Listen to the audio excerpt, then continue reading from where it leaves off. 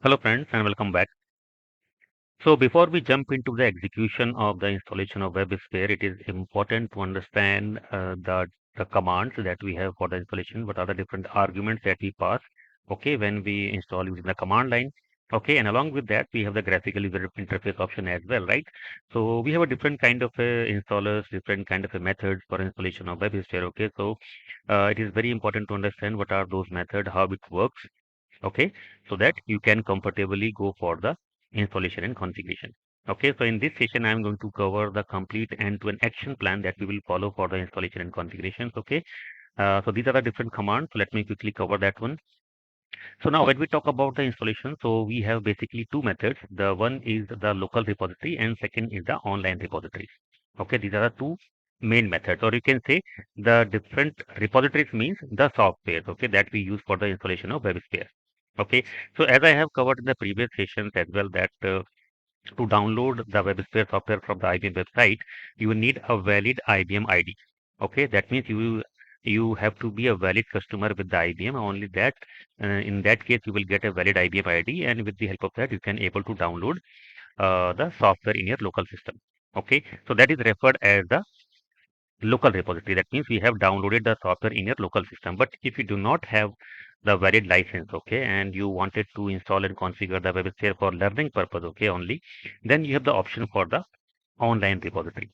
Okay, so IBM has many online repositories for different softwares, not only for the WebSphere, like the plugins for WebSphere IHS, okay, IBM HTTP server. Okay, so these are the public libraries. These are public libraries, or you can say public repositories. Okay, so you can use these repositories for the installation of the WebSphere, but only difference is that it will not download the software in your system. It will directly install the software in your system. Okay, so just like we can download the software in our local repository, okay, in that case it will not able to download. It will directly install the software in your system. Okay, that means you will not have the installers. Right. So this is a method that we can use for the installation using the online repository. Okay. So for installing this your WebSphere, okay, we have the installation manager utility. Okay, that you can download from the IBM website. Okay, and once you have the installation manager utility in your local system, okay, then you can use this utility to download in the graphical user interface method as well as the command line. Okay, so that means this installation manager utility has the graphical user interface option. Along with that, it has the command line option as well. If you want to install the WebSphere using the command line, both options are there. Okay, so there are different methods. You can just unzip this installation manager after download, and then you can install it in your local system. There is a very straightforward command for that one. Install dot slash install is a utility that you can use to install the installation manager, and then you can provide the installation directory, and along with that we provide the a shared folder as well. You can say shared directory. Okay, this shared directory contain the multiple common files that we basically use for installation of the multiple IBM stack on the same server or host. Okay, so you need a shared directory. Along with that, you need an installation directory. Okay, and with the help of that, we can install the installation manager. Right. So once the installation manager is installed, okay, then you can use either graphical user interface method or command line method for the installation of the WebSphere. Okay, so let me scroll it up. First, I will clear this. Mm, that is, yeah. So now, okay, now it is clear that installation manager is there for the installation and that you can utilize for the graphical user interface installation, or maybe using the command line. Okay, so for graphical user installation, it's a very straightforward process. You can, once your installation manager is installed, okay, you can start the installation manager using ibm.sh on the Linux and .bat on the Windows. Okay, and in the graphical window, you just need to add your repository. So for that, you can go to the file preferences and then you can click on add repository. Okay, so now when you're adding the repository, okay, so either you may have a valid software downloaded in your system. So if you have a valid IBM ID and then you have downloaded in your local system, so what you can do, you can directly choose the software from your local system. And when we choose the software from the local system, what exactly we choose? We choose the repository.config file. Okay, so after downloading the software in your local system, you can extract, unzip the installer. Okay, so after extracting or unzip the installer, you will see a file with the name of repository.config. Okay, so if you are installing using your local software which you have downloaded in your system, so open this file preferences, add repository option, and then select this repository.config file. Okay, and then you can select the install option. So this is the one way. Now, second, suppose that you do not have a valid IBM ID and you do not have a local software in your system, so you can go for the online repository, right? So what you need to do, you need to add the online repository here. So you will get an option where you can add the online repository.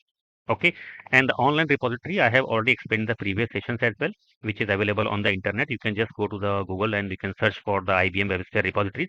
Okay, you will get a link for that. Okay, and then let me show you here again as well. Okay, so first let me clear this one. Okay, and let me see what is happening.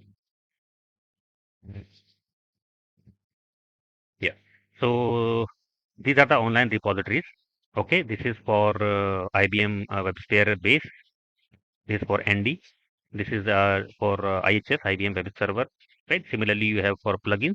So you can. This is the main repository link for the 9 current version. Okay, you can just search in the Google for the IBM repositories for WebSphere. You will get the link. Okay, so you can just copy paste the repository link from there. Okay, and when you are installing using the graphical user interface, you just provide the repository here, right? So this is the two options in the GUI mode. If you have the software downloaded in your local system, if you do not have in your local system, you want to install with the help of online repository. Okay, so here you need to specify the online repository, then in the directory where you want to install the WebSphere in your local system, and it will get installed. Right. Now, second thing, command line. If you want to install using the command line, okay. So for command line, again, we have two ways. If the software is downloaded in your local system, if you want to install using the online repository, okay. So if you want to install using the local repository, okay, you can directly run this command. So this IMCL is a utility that comes with the installation manager. So uh, you can run this particular command for installation of the WebSphere from your local system. For example, if you have downloaded a software in your local system. So this is the IMCL command install, and this will be the package name, okay, which is going to be installed. And then the repository. So repository, you have to give the repository.config file, okay, and this will be inside the folder where you will unzip the software after downloading it from the IBM website. Okay, so you need to specify the complete path pointing to your repository.config file, then accept license and show progress and hyphen record install. If you want to install the complete installation detail in XML file, then we can specify this as well. So this is a command that we can use to install the WebSphere using our local software which we have downloaded in our system. Okay, and this particular package name, this is the package name for the ND trial. That means for the network deployment. Okay, this package name you can check with the help of this command, list available packages. Okay, you can specify the complete path of the package or the folder which you have downloaded in your local system. Okay, and then it will show you the complete package names, whatever you have there inside this particular software. You can choose that and you can specify here. So this is the way you can install using the command line, and if the software is installed in your local system.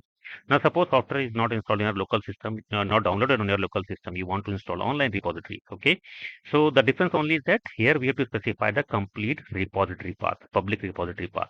Okay, what we have seen here, these are the repositories path. So this we need to specify here.